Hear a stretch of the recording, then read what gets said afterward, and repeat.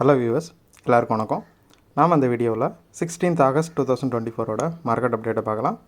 அப்புறம் ஸ்டாக்ஸில் இதெல்லாம் top gainers, இதெல்லாம் டாப் லூசர்ஸ், எஃப்எஸ்டிஎஸ் இவங்கெல்லாம் வந்து எவ்வளோ க்ரோர்ஸ்க்கு ஸ்டாக்ஸை பை அண்ட் செல் பண்ணியிருக்கிறாங்க, பிரெண்ட் எதுக்காக விழுந்துச்சு, அதாவது க்ரூடு ப்ரைஸஸ் எதுக்காக விழுந்துச்சு, கோல்டு வந்து எதுக்காக ரேலி ஆச்சுது.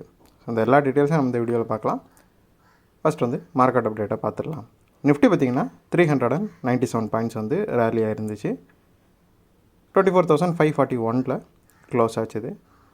ஸோ நம்ம முன்னாடியே சொன்ன மாதிரி, அதாவது இனிமேல் வந்து ஒரு குட் டேயில் வந்து 400 பாயிண்ட் ரேலி ஆகிறதும், ஒரு பேட் டேயில் 400 பாயிண்ட் விழுறதும் வந்து நார்மலான ஒரு விஷயமாக தான் இருக்கும். ஏன்னா 12,000 இருக்கும்போது அது வந்து 200 பாயிண்ட் வந்து ஒரு குட் டேயில் ரேலி ஆச்சுது. ஸோ இப்போ 24,000 இருக்கிறப்போ அதுக்கு அப்படியே டபுள் மடங்காக 400 பாயிண்ட் வந்து ரேலி ஆகிறது ஒரு நார்மலான விஷயமாக தான் இருக்கும். அதாவது ஒரு குட் டேயில், நார்மல் டேயில் சொல்ல முடியாது, இருந்தாலும் ஒரு குட் டேயில் இல்லை ஒரு பேட் டேயில் இந்த அளவுக்கு பாயிண்ட் டிஃப்ரென்ஸ் இருக்கிறது இனிமேல் ஒரு நார்மலான விஷயமாக தான் இருக்கும். நிஃப்டி பார்த்திங்கன்னா ஒரு 39 பாயிண்ட் வந்து பாசிட்டிவாக காட்டுது. ஸோ ஹிண்டன்பர்க் ரிப்போர்ட்டோட அந்த இம்பேக்ட் வந்து கொஞ்சம் கொஞ்சமாக குறைஞ்சி இப்போ வந்து நிஃப்டி ஓரளவு பாசிட்டிவ் சைடை நோக்கி ரேலி ஆகிட்டுருக்குது. யூஎஸ்லேயே வந்து இன்ஃப்ளேஷன் குறைஞ்சதுக்கான டேட்டாக்கள் வந்து நிறையவே ரீசெண்ட் டேஸில் வந்துச்சு. அது மட்டும் இல்லாமல் அவங்க வந்து ரேட் கட்டை வந்து வர இருக்கிற குவார்ட்டரில் வந்து குறைக்கிறதுக்கான வாய்ப்புகள் வந்து ரொம்ப அதிகமாக இருக்குது அப்படின்னு மார்க்கெட் வந்து பெட் பண்ணிகிட்ருக்குது. ஸோ அதனால் இந்தியன் மார்க்கெட்ஸும் வந்து ரேலி ஆகிறதுக்கான வாய்ப்புகள் நிறையவே இருக்குது. அப்புறம் டாப் கெய்னர்ஸில் பார்த்தோம் அப்படின்னா விப்ரோ வந்து ஒரு 21 பாயிண்ட் வந்து ரேலி ஆகிருந்துச்சு. ஸோ வெனஸ்டே பார்த்திங்கன்னா நிஃப்டி இல்லை ஐடி இண்டெக்ஸ் வந்து பயங்கரமாக ரேலி ஆச்சுது. ஸோ அதோட இம்பேக்ட் வந்து இன்னுமே மார்க்கெட்டில் தெரியுது. ஐடி ஸ்டாக்ஸ் எல்லாமே வந்து நல்லா ரேலி கொடுத்துருந்துச்சு. அதனால தான் விப்ரோ அந்த மாதிரி 21 பாயிண்ட் ரேலியாக இருக்குது. அதே மாதிரி டெக் மஹிந்திராவும் டாப் கெய்னர்ஸில் செகண்டாக 60 பாயிண்ட் வந்து ரேலி ஆகிருக்குது. அப்புறம் கிராஸியும் பார்த்திங்கன்னா ஒரு 87 பாயிண்ட் வந்து ரேலி ஆகிருக்குது. Q1 ரிசல்ட் வந்தப்புறமே அது பயங்கரமாக விழுந்துச்சு. ஸோ இப்போ ஒரு நல்ல பை பாயிண்டில் இருக்கிறதுனால கொஞ்சமாக ரெக்கவரி ஆகிட்டுருக்குது. அப்புறம் டாப் லூசர்ஸில் பார்த்திங்கன்னா ஃபஸ்ட் வந்து டிவிஸ் லேப்ஸ் இருக்குது, ஒரு 28 பாயிண்ட் வந்து விழுந்துருக்குது. ஸோ இது எதனாலும் பார்த்தோம் அப்படின்னா, ஆல்ரெடி புதன்கிழமை வந்து சொன்ன மாதிரி கொட்டக் இன்ஸ்டிடியூஷனல் ஈக்விட்டிங்கிற ப்ரோக்கரேஜ் வந்து டிவிஸ் லேப்ஸ் வந்து இனி 25% மேலே விழுறதுக்கான வாய்ப்புகள் வந்து நிறையவே இருக்குது அப்படிங்கிற மாதிரி ஒரு கமெண்ட் கொடுத்துருந்தாங்க. அதோட இம்பேக்டில் டிவிஸ் லேப்ஸ் வந்து இன்னுமே விழுந்துட்டுருக்குது. அப்புறம் எஸ்பிஐ லைஃப் இன்சூரன்ஸ் பார்த்திங்கன்னா ஒரு 3 பாயிண்ட் வந்து விழுந்துருக்குது. இது ஒரு லாஸ்ட்டு 3 நாளாக வந்து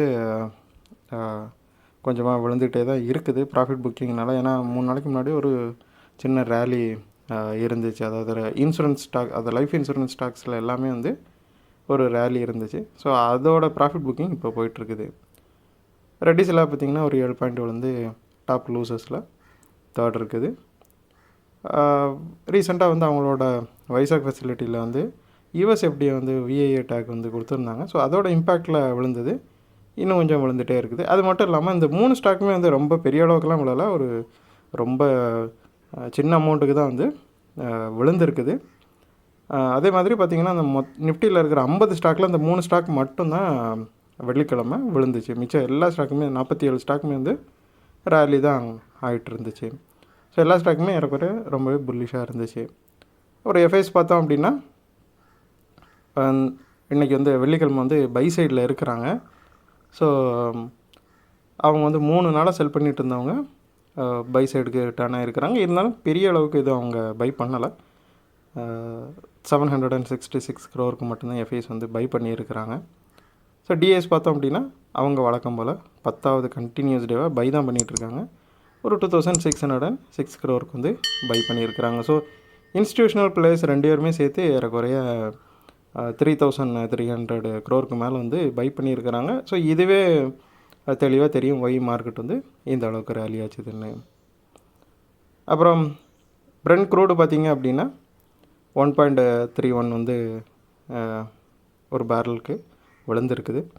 ஸோ காசாவில் வந்து சீஸ்ஃபயருக்கான டாக்ஸ் வந்து போயிட்டுருக்கிறதுனால க்ரூடோட ப்ரைஸஸ் வந்து இந்த அளவுக்கு சரிஞ்சிட்ருக்குது. அப்புறம் கோல்டு பார்த்திங்க அப்படின்னா 2537 இருக்குது. இது வந்து ஏறக்குறைய பயங்கரமான ஹையில் இருக்குது கோல்டோட ரேட்டு. $45 வந்து ஒரு அவுன்ஸுக்கு வந்து இன்க்ரீஸ் ஆகிருக்குது. ஸோ இதுக்கு முக்கியமான காரணம் என்ன சொல்கிறாங்கன்னா, ஒன்று டிமாண்டு, அப்புறம் வந்து ஃபெட் வந்து ரேட் கட்டு பண்ண போகிறது ஏறக்குறைய உறுதியான மாதிரி இருக்குது. ஸோ அதனால் இந்த குவார்ட்டரில் ரேட் கட்டு வர்றப்போ வந்து கோல்டு வந்து அதை அதை நினச்சி தான் வந்து கோல்டு வந்து இந்த அளவுக்கு ரேலி ஆகிட்டுருக்குது.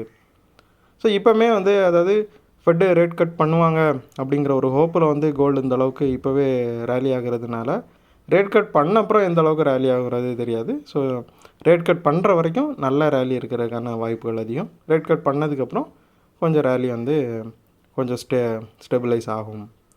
ஸோ இந்த வீடியோவில் நான் உங்களுக்கு கொடுத்த இன்ஃபர்மேஷன்ஸ் எல்லாம் கண்டிப்பாக ஹெல்ப்ஃபுல்லாக இருந்திருக்கும்னு நான் நினைக்கிறேன். நான் இன்னொரு வீடியோவில் உங்களை சந்திக்கிறேன். தேங்க்ஸ் ஃபார் வாட்சிங். Keep supporting. தேங்க்யூ.